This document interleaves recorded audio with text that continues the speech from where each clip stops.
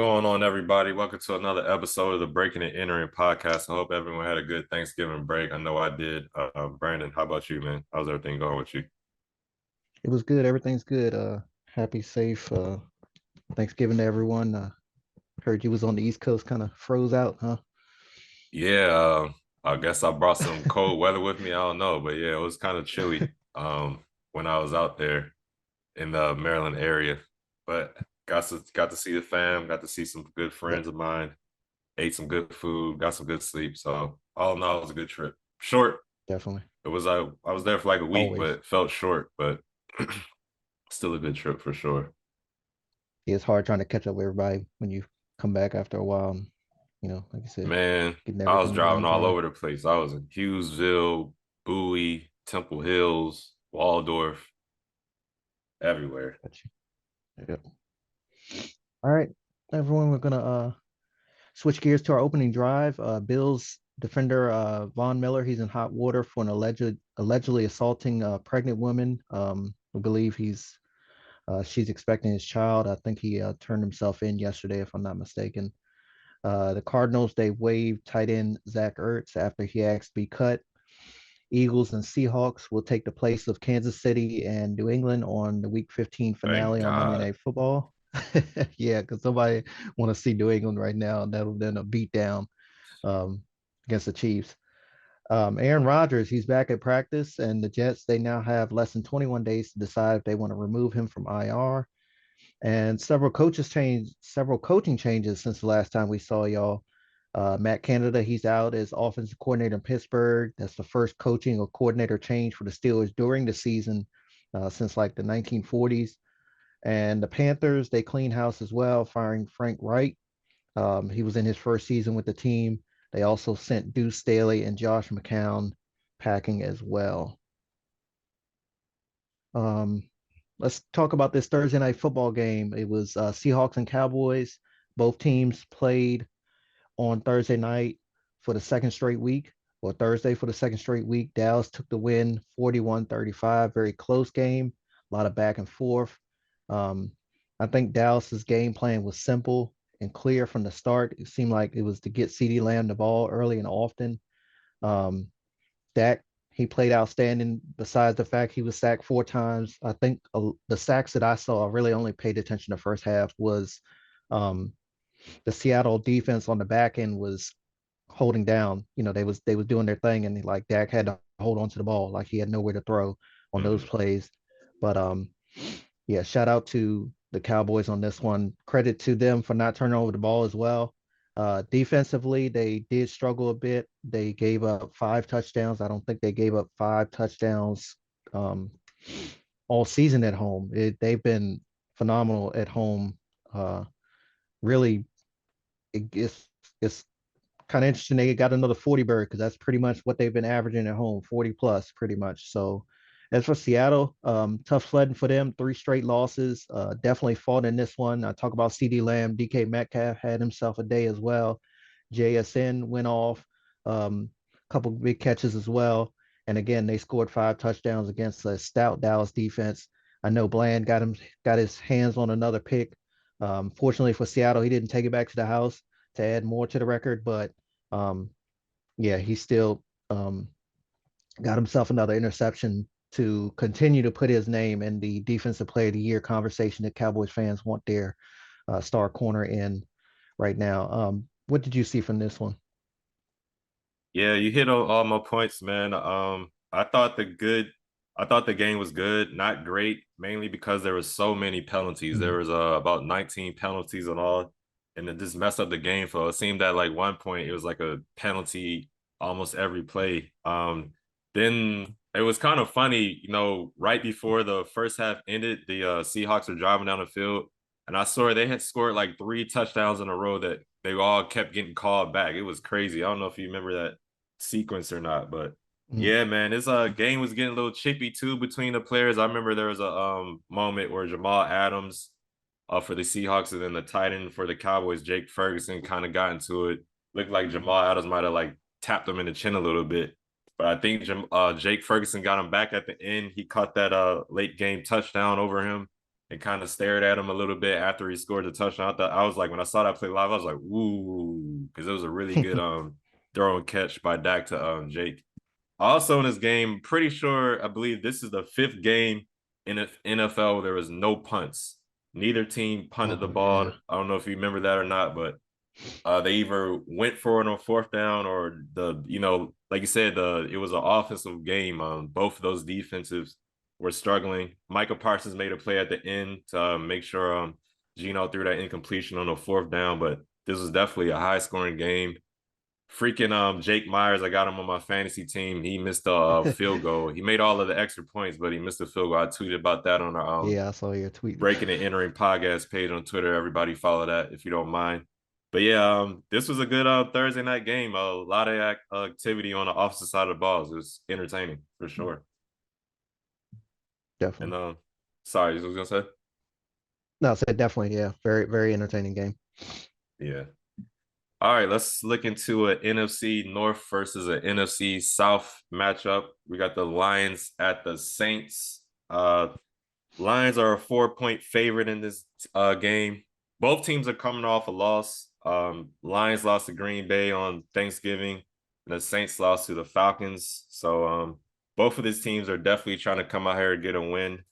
Um, I This is a pick'em game for me, even though the Lions are favored by 4 points.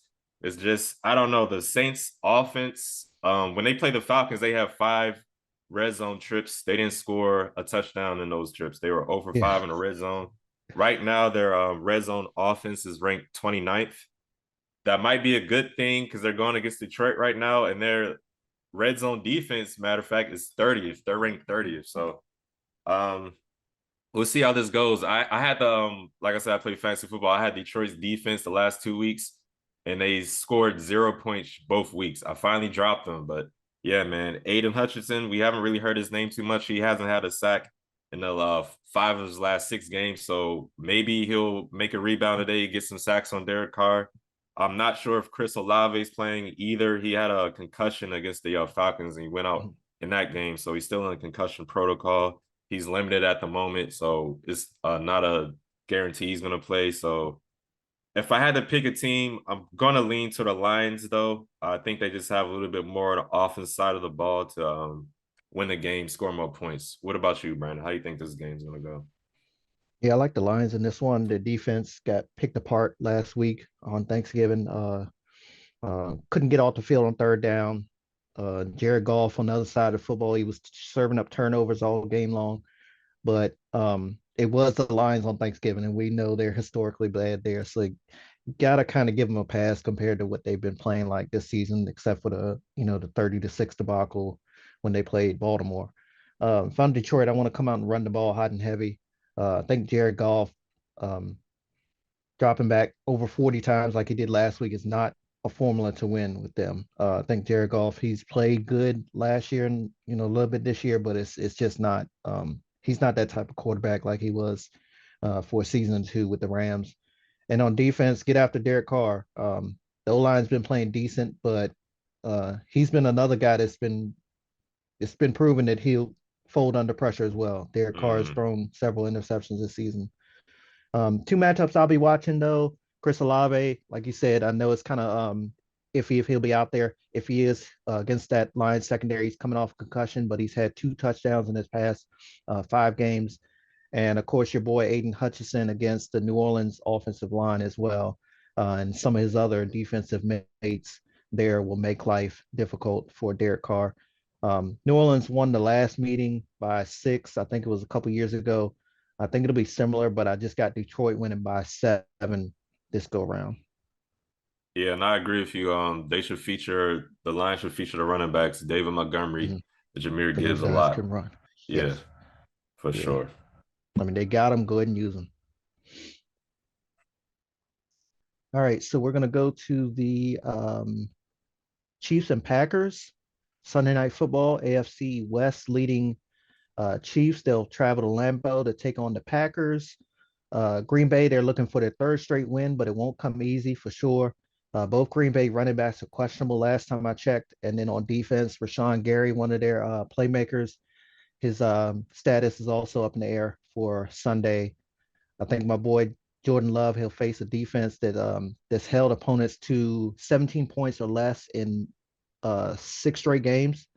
And this Kansas City defense is third overall. Everybody's talking about how the defense is way up here and the offense, no slouch to Patrick Mahomes and those guys, but they're kind of a step behind the defense. So he'll definitely have his hands full up there. I always like to watch Chris Jones. I've been talking about him for the last couple of years. He's a nightmare for interior offensive line. um, Jenkins, Myers, and John Runyon, son of your former offensive lineman, John Runyon, there in DC. They better get a good night's sleep because eat their Wheaties as well. CJ has 7.5 sacks, but his pressures are even more. Um, Last week we saw Christian Watson. He finally showed the hell up for Green Bay. Um, 2 straight games with a touchdown for him. And last year, if you recall correctly, he had a hot streak where he was just scoring touchdowns around this time of year. So it seems like this, um, even though it's only in the second year, this late October, November on is a stretch where he just really balls out. So they'll definitely need his production against the stout Kansas City defense. But I just gotta lean towards Kansas City in this one. I don't think that Green Bay has an answer for Kelsey and even Rice, the rookie that's been coming on. Um, Plus the number one corner for Green Bay, Jair Alexandra, he hasn't played for damn near a month at this point. Jonathan Owens, of course we mentioned through text, you didn't realize he was Simone Biles' spouse. He's been feeling good for Darnell Savage, but Mahomes and those guys are different animals, man. It's just I don't think they have enough. So I get Kansas City by 9 or 10. What about you? Gotcha. Yeah, I agree with you on the Chiefs offense kind of being like this with the Mhm. defense, or defense Yeah. been on top. Patrick Mahomes, he's actually the second leading rusher on the team. So it's kind of been like him or bust. Of course you got Kelsey. That duo has always been great. But Chiefs are favored by 6 in this game, according to Vegas. And I agree. I think the Chiefs should get it done against the Packers. Like you said, both of the running backs, Aaron Jones, AJ Dillon, are questionable. I know Aaron Jones hasn't played the last 2 games dealing with that MCL sprain. I think he'll probably miss this one too. Jordan Love did look good against the Lions. He made some plays. Like I said, he shows some flashes once in a while. But Mhm. like you said, this Chiefs defense, they're a top ranked team, top 3 ranked team on the defensive side of the ball. I think it's going to be a long day. Maybe Jordan Love will use his legs a little bit. We won't see anything downfield. He's getting pressured by Chris Jones, as you mentioned. He'll take Yeah. off and run. Um, I do think him and Christian Watson, I think they'll get another touchdown. I picked them up in Yeah. fantasy. That's probably 85% why I just said that. But Gotcha. um, I think they do have a good connection. I think he is the best wide receiver in that core. There is a rookie that I'm liking, Jaden Reed, I believe his name is, for the Packers. He kind of reminds me a little bit of Deebo Samuel, just a little bit. They kind of use him in the backfield, and he seems to be really nice at running after the catch, those yaks yard after catch. But yeah, I agree, man. I think the Chiefs should win this one. I think that defense will keep Jordan Love and Green Bay offense in check. There might be 1 or 2 plays where Christian Watson, I think, might have a big player too. But other than that, I think the Chiefs will be methodical on both sides of the ball. I think Patrick Mahomes, Rashee Rice, the rookie receiver for the Chiefs, I think they'll be connecting. Maybe they'll score. Mhm. Maybe we'll see Kelsey have another big game. But yeah, I remember the last time they played, I thought the Chiefs would blow them out, but the Packers and Jordan Love kind of stuck around. The Chiefs still won in the end. So maybe it would be kind of repeat of that, but I think the Chiefs should win. I think they'll cover that 6 point spread too. Gotcha. All right, everyone. Before we move forward, this episode is brought to you by Premium, a CBD and wellness company. Check out their full line of CBD infused products, which make a great stocking stuffers for the upcoming holiday season. Perfect for athletes, weekend warriors, soccer moms, and even armchair quarterbacks. They have CBD infused honey, which is a personal favorite, as well as tinctures and mint and regular flavor. Most importantly, they are veteran and women owned. So come get some of this sweet temptation and taste the premium difference. Use code B and E for 15% off your order. Their website is www.premium.com. That's PREHEMIUM.com. Again, PREHEMIUM.com. mium.com. And now back to our show. Ed's Broncos, they'll ride into Houston and look to give the Texans some problems on Sunday. Um, Kickoff is 1 o'clock p.m. Eastern on CBS. Um, this game should be a good one, everyone. If I told y'all the Broncos defense leads the league in takeaways, would you believe me? Especially with Dallas, Kansas City, Baltimore, Cleveland, New York Jets defenses showing out this year. It's true. Justin Simmons, Patrick Surtain the second, and even the suspended Kareem Jackson, they've been all balling out this year. And now they take on the rookie sensation CJ Stroud. He's had 19 touchdowns, only 5 picks. My question is, will they be able to contain Tank Dell and Nico Collins? Those guys have looked like one of the best wide receiver tandems in the NFL this season when we all thought that that would be the concerns for Houston if they wanted to be, um, formidable this year. This wide receiving crew has been very good for their young quarterback, and their defense is no joke as well. I don't know if I'm gonna say his name right, but Henry two Totu, something like that.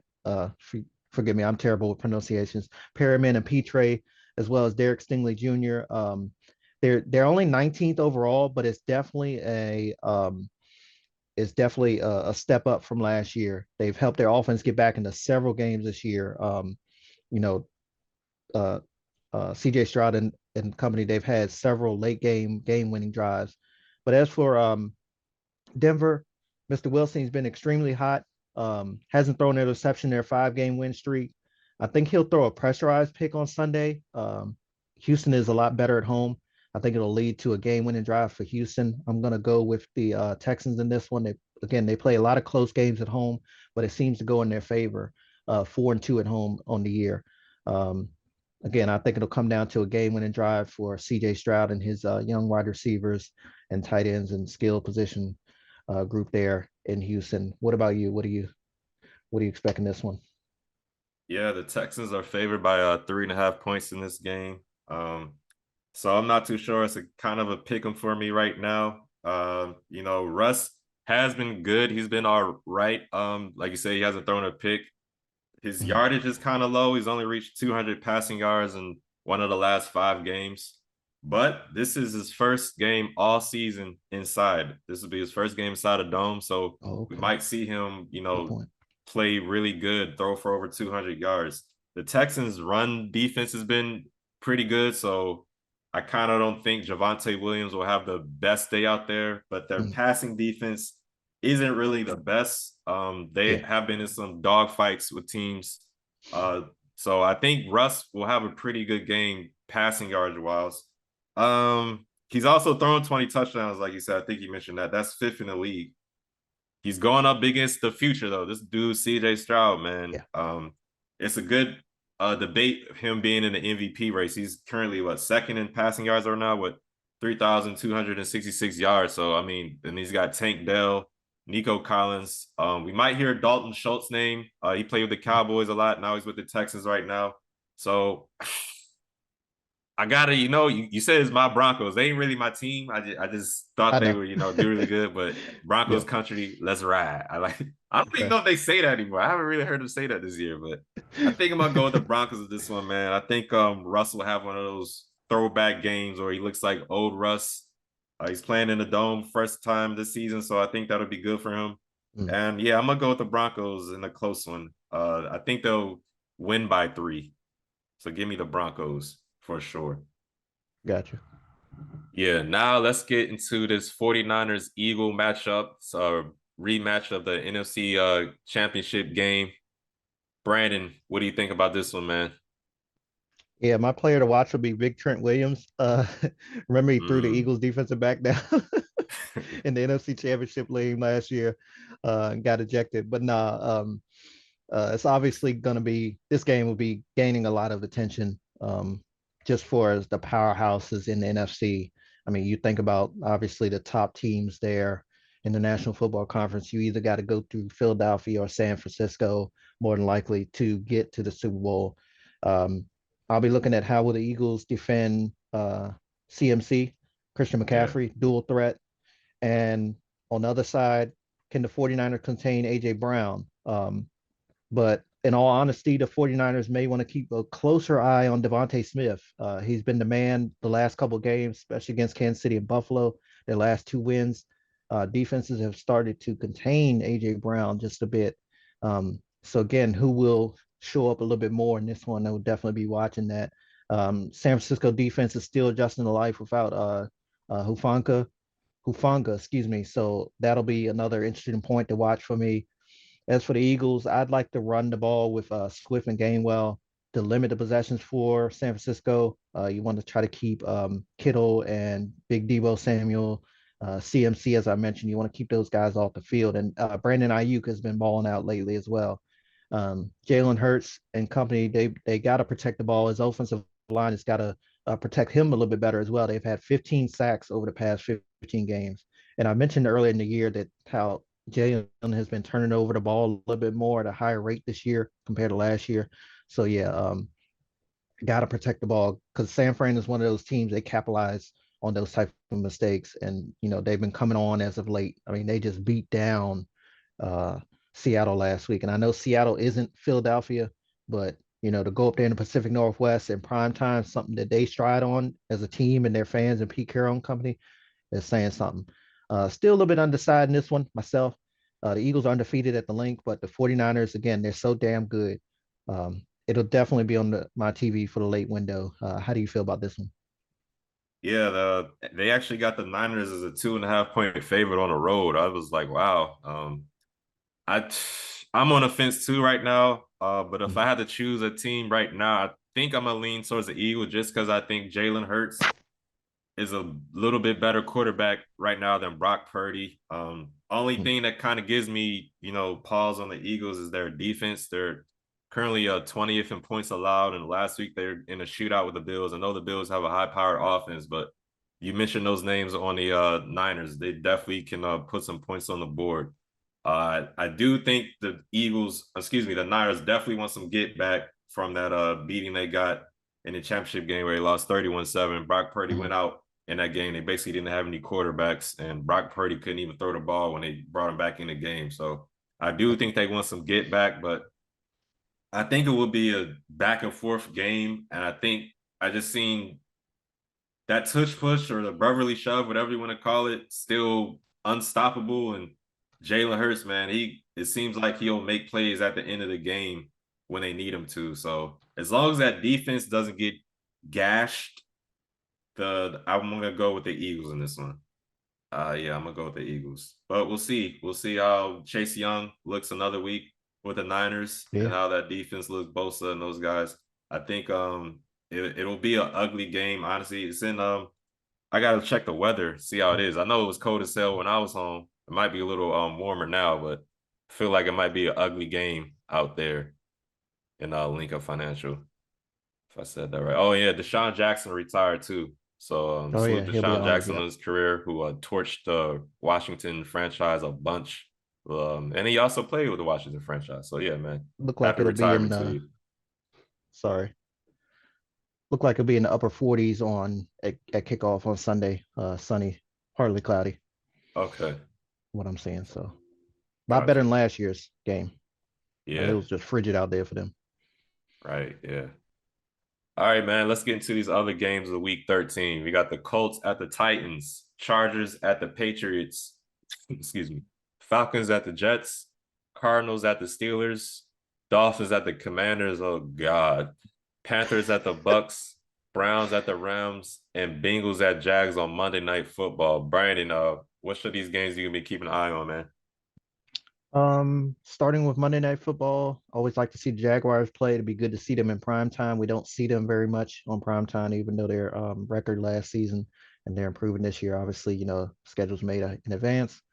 But speaking of that, we're getting these Monday Night Football games that are starting to get flexed in and out. So yeah, this one I don't know what to expect from Cincinnati. Obviously, it would be about Joe Burrow, but yeah, good to see Jacksonville at home on prime time. Panthers at Bucks. How will the Panthers react on the field for the first time without Frank Wright and the leadership and Bryce Young and those guys? Again, they're cleaning house down there. So a lot of guys that were there last week, the week before, are not there. So that's definitely be interesting to watch. Falcons and Jets. Unfortunately for us Ravens fans, Young Wei Koo, he now leads the NFL in field goal percentage all time because Justin Tucker missed a field goal the other day. Um, Very shocking. he's very clutch at home. It'll be a little bit different there in New York. The winds are a little bit different and everything. Obviously not in a dome, but yeah. And then the Jets, you got that news with Aaron Rodgers. He's now back at practice. Obviously no contact right now, but um, will the anticipated return possibly of him elevate this team over the next couple of weeks, even though Tim Bowl is the quarterback? Um, Chargers and Patriots. The Chargers lose this one. There's absolutely no more excuses for Brandon Staley. Um, he's got to go if they lose this one. What are the Patriots like? 2-7, 2-8. Like they can't beat anybody. Um, Real quick, Browns or Rams. I'll also be paying attention to that one at least before kickoff. Uh, the Statue of Liberty may start for the Browns. Joe Flacco, that damn clown. I'm like, how the hell this guy ain't played all season, get to come off the damn road and could mess around and play? But that's the life of it. Apparently DTR's banged up. I guess they don't want to go PJ Walker. Is he injured as well? I don't know. I think they're just good on him. He might be injured, but I think they're just good on Yeah, him. I think they just yeah. That's just crazy to even think that Joe Flacco. I mean, we talk about the guys that could be out there playing right now, and you got Joe Flacco might be playing. But yeah, which of these games are you looking forward to? Yeah, I'll be definitely looking at that Browns Rams game. I call him Joe Fluco. He might go out there Yep, and throw for 300 yards and three I touchdowns. You remember you never know said with that. this guy. Um, I'm gonna check out this Cardinals Steelers game. Another week of Kyler Murray, see how he looks. Maybe they'll upset the Steelers. They're fired another week with their offense. Matt Canada gone. Najee Harris Yep. kind of did some good things without him. So I'll see if Najee Harris can keep going what he's doing, or is Jalen Warren gonna kind of get more playing time and eventually take over his job? Because right now I think Jalen Warren's a better running back of the two. Yeah, Colts at the Titans. See how this game turns out. I got it for fantasy purposes. Jonathan Taylor, he's gonna be out. I think he might be out the next couple of weeks. He's dealing with a thumb injury. Dolphins and Commanders, I need to just check they got to be favored by at least 14 points because I think that game is probably. going to be ugly. We'll see though. Jack Del Rio is gone. We'll see how that Dolphins Oh yeah, offense looks. There are only Miami's only a 9.5 point favorite. I say only, it's still a lot. I think they can cover that with ease, but we'll see how this Commanders defense looks without Jack Del Rio and company on the defensive side of the ball. Ron Rivera is going to be taking over play calling on defense, so I don't know. We'll see. But I think the Dolphins, Tyreek Hill might have 300 yards receiving. I think he might get on the fast track to 2,000 yards against the Commanders. We'll see. I'm going to check out the Monday Night Football game as well. Jags at Bengals. Jake Browning's a quarterback for the Bengals right now. So I don't know. I'm going to go with the Jags in that one. I think they should win pretty comfortably in that game. But yeah, man, definitely a good week of football. 49ers and Eagles, though, that's the most anticipated game for me, definitely for sure. Got any agreed, last thoughts? agreed, 100%. Yeah, and yeah, I know we talked about the firing of Jack Del Rio off air through text, and we was kind of I think we didn't know who was going to be calling plays. I didn't hadn't heard anything. It's kind of obvious that Ron Rivera would be taking over, but we could probably pretty much agree that it's just a matter of time before he's gone. Uh, they probably just be waiting till the end of the season. So yeah, Yeah, I good think luck to them. yeah, I think they'll be nice with Ron and let him, finish Mhm. out the season. Unless he has, more embarrassing losses like that 45-10 shellacking they got against the Cowboys on Thanksgiving. That was just terrible. But This will be though. Sorry, real quick. This will be. You got to kind of give them a pass in this one. I mean, just based on how Miami's been playing and the 70 bird they put up on Denver. So, no matter what the score is, I think he's got to get a pass in this one. But like you said, they probably just wait to the end of the season. yeah, And I think another thing, even though it's a new ownership group and everything, the team president, everybody's still the same. I think the cancer, um, when he was dealing with cancer last year, I think that kind of still looms over to him. You don't want to put that on him, but at the end of the day, if it's not working, it's not working. It's the lead. It's the nature of the business. So Yeah. Yeah. All right, everyone. That is another episode of Breaking and Entering Podcast. If you're watching on YouTube, please like, subscribe, even leave a comment if you want. I'm Ed. That's Brandon. And that's it for our show, everyone. Have a good one. Peace.